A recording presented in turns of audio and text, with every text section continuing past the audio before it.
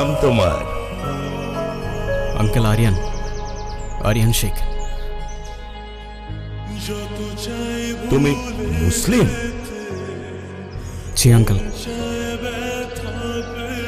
ও কি জানে না তুমি খ্রিস্টান? Are you crazy? একজন মুসলিমকে বিয়ে করবে তুমি?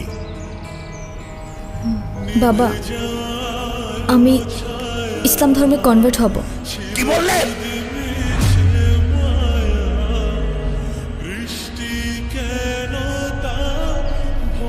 Please try to understand uncle, এখানে ওর কোনো দোষ নেই।